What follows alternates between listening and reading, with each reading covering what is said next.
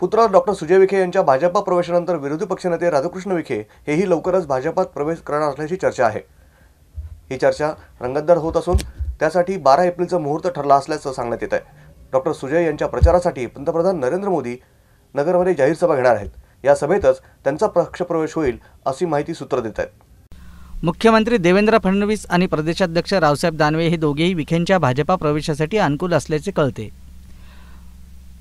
पुत्र सुजय विखे यांनी भाजप प्रवेश केल्यानंतर पक्षात त्यांची होणारी घुसमट जग जाहीर आहे। शिर्डी लोकसभा मतदारसंघातील काँग्रेसचे उमेदवार भाऊसाहेब कांबळे यांच्या पोस्टरवर स्टार प्रचारक असलेल्या राधाकृष्ण विखे यांचा फोटो नसल्याने एकच खळबळ उडाली होती। पक्षाचा काही काय काम करतोय, पण शेवटी एखाद्या विशिष्ट परिस्थितीमध्ये एखाद्या मतदारसंघापुरता निर्णय करावा लागतो तो करावा लागेल। असंही अन्याय जरी केला पक्षानं तर शेवटी आज ती परिस्थिती आज आपल्यावर जबाबदारी आहे, त्या जबाबदारीचं भान मला आहे।